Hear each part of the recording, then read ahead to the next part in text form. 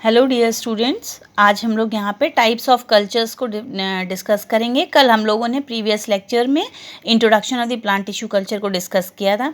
Types of culture, देखिए हम इसका मतलब ये होता है कितनी तरीके से या प्लांट के किस किस पार्ट का यूज़ करके हम न्यू प्लांट को ग्रो करा सकते हैं। That depends on types of cultures. ठीक है, तो इसमें जैसे कुछ कैटेगरीज हमने डिवाइड की हैं। जैसे हमें पता है कि प्लांट में रूट होती है, शूट होती है, स्टेम होती है, लीव्स होते हैं, फ्रूट्स होते हैं, एम्ब्रियो है, ओव्यूल है, ओवरी है, एंथर होते हैं, पॉलेंस होते हैं, लीफ होती है। तो मतलब आप ये समझिए कि जितने प्लांट के अलग अलग पार्ट्स होते हैं उनके आधार पर हमने टाइप्स ऑफ कल्चर्स की कैटेगरीज बनाई हुई है।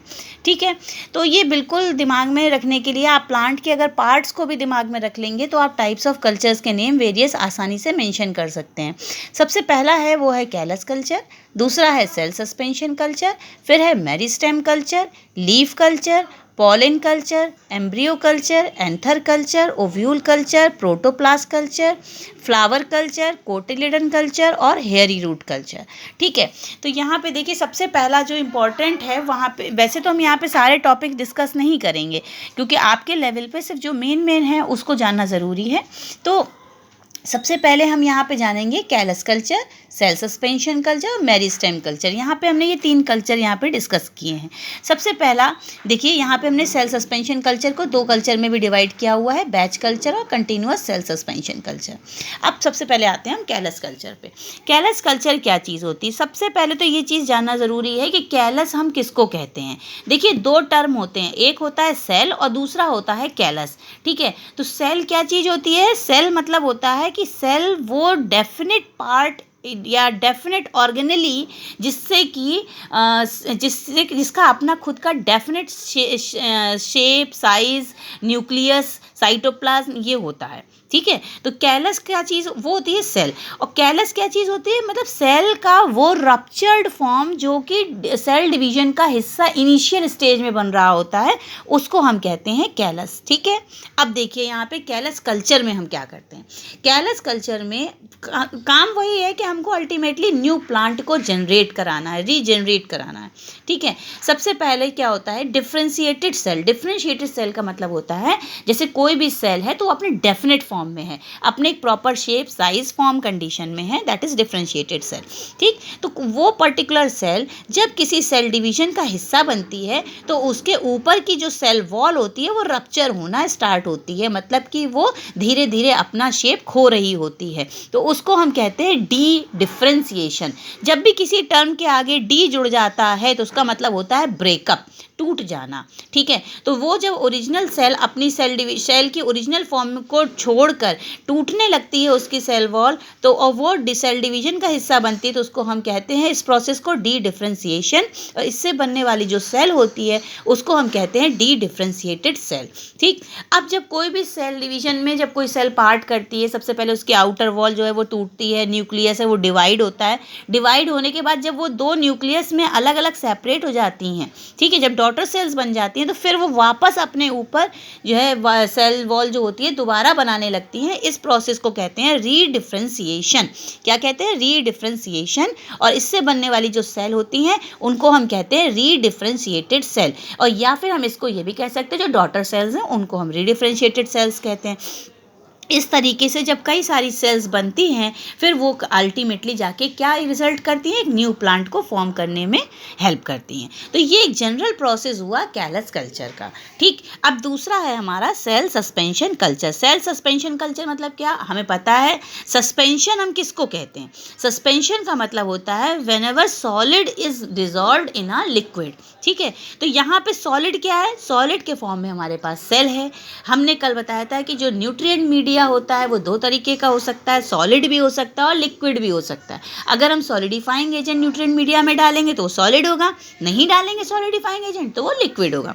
ठीक है, तो जब हम सेल को किसी लिक्विड मीडिया में यूज़ करते हैं, ठीक, और उसमें प्रॉपर एजिटेशन और एरिएशन, एरिएशन का मतलब ऑक्सीजन की सप्लाई और एजिटेशन का मतलब होता है मिक्सिंग।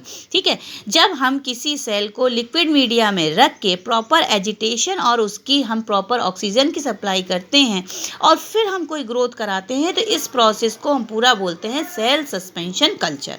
ठीक, अब सेल सस्पेंशन कल्चर हमने यहाँ ऊपर ही बताया था 2 तरीके का होता है। सबसे पहला है बैच कल्चर, दूसरा है cell suspension, continuous cell suspension culture.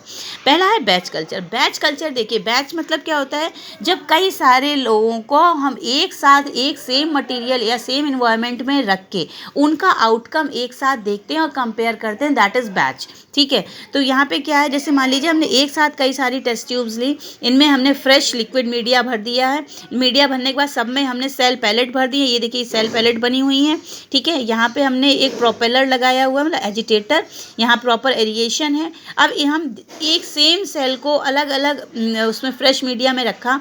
अब हम देखेंगे कि 7 दिनों के बाद कि इन सभी ए बी सी डी और ई, इन सभी में ग्रोथ का क्या लेवल है। सबके रिजल्ट्स अलग अलग आएंगे, उनको जो कंपेयर करेंगे, इस तरीके के जो मेथड होते हैं इसको हम लोग क्या कहते हैं, बैच कल्चर कहते हैं।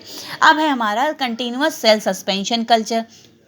कंटिन्यूअस सेल सस्पेंशन कल्चर में हम जो भी करते हैं वो एक ही असेंबली में करते हैं, हम अलग अलग असेंबलीज डिज़ाइन नहीं करते हैं। ठीक है, देखिए आप लोग यहाँ पे देख रहे हैं कि हमने इस तरीके से एक ब्यूरेट लाइक स्ट्रक्चर बनाया हुआ है। इसमें क्या है, ऊपर से हम एक ट्यूब डाल देते हैं। ठीक है, और ये ट्यूब ये जो ब्यूरेट होती है, ये नीचे से एक ओपनिंग होती है जिसको हम एक नोजल के थ्रू कंट्रोल कर सकते हैं। यहाँ पे हमने सेल पैलेट डाल रखी है, यहाँ ये हमारा लिक्विड मीडिया भरा हुआ है इसमें। ठीक है, अब क्या हुआ, जब हमने किसी सेल को फ्रेश लिक्विड मीडिया में डाला तो क्या होगा, जब सेल की ग्रोथ स्टार्ट होना शुरू होगी तो ये अपना भोजन किससे लेगी, अपना न्यूट्रिशन किससे लेगी, इस मीडिया से लेगी जो इसमें भरा हुआ है। जब मीडिया से पोषण लेना ये सेल स्टार्ट कर देगी तो मीडिया में धीरे धीरे पोषक तत्वों की कमी होने लगेगी। तो उस पोषक तत्वों की कमी को दूर करने के लिए हम ये कर सकते हैं कि धीरे से यहाँ से जो नोजल है इसको ओपन करें, और ओपन करने के बाद में जो हमारा मीडिया है उसको हम सेपरेट करें। यहाँ से जिस फ्लो रेट से हम यहाँ से रिलीज कर रहे हैं, सेम उसी फ्लो रेट से जो दूसरा फ्रेश लिक्विड मीडियम है उसको हम यहाँ से सेम फ्लो रेट से अंदर ऐड करें, जिससे कि हमारी जो सेल है उसमें किसी तरीके का मूवमेंट ना हो या किसी तरीके की ग्रोथ में हर्डल प्रोड्यूस ना हो। ध्यान हमको क्या रखना है, प्रॉपर एरिएशन होना ज़रूरी है। ठीक है, प्रॉपर एजिटेशन होना ज़रूरी है।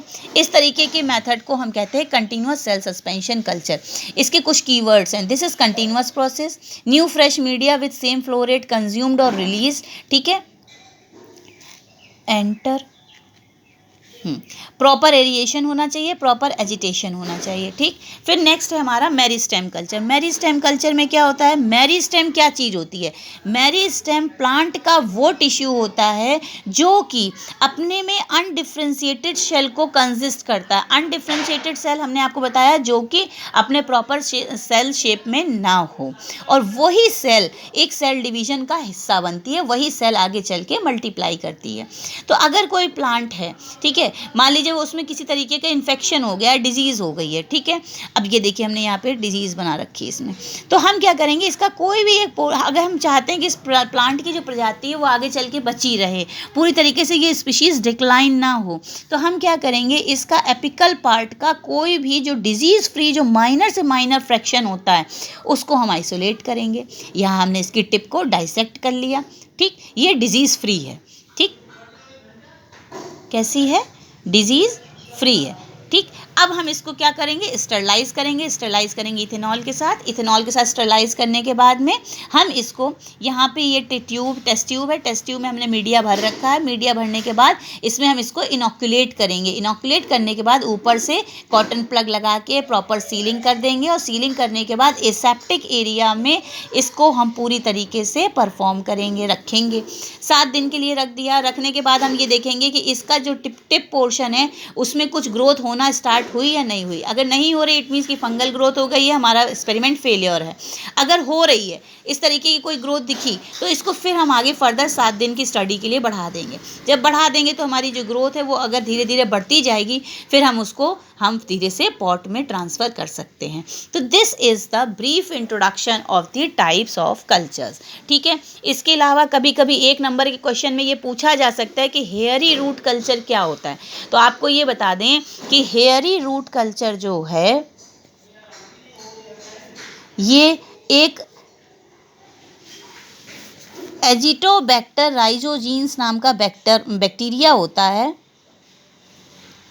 एजिटोबैक्टर राइजोजीन्स इस नाम का एक बैक्टीरिया होता है, ठीक है। ये प्लांट के रूट पार्ट में एक इन्फेक्शन प्रोड्यूस कर देता है, ठीक है। और इसी बैक्टीरिया की वजह से ही इसी पोर्शन को ही हम यूटिलाइज करके जो ग्रोथ कराते हैं उसको हम कहते हैं हेयरी रूट कल्चर, ठीक है। ये क्वेश्चन आ सकता है कि हेयरी रूट कल्चर हम किस बैक्टीरिया के माध्यम से करते हैं, तो याद रखिएगा एजिटोबैक्टर राइजोजीन्स नाम का ये बैक्टीरिया होता है। उसकी जो इन्फेक्शन वाली जो साइट होती है उसको हम हेयरी रूट कल्चर को परफॉर्म करते हैं, ठीक है। बाकी that's all for the day.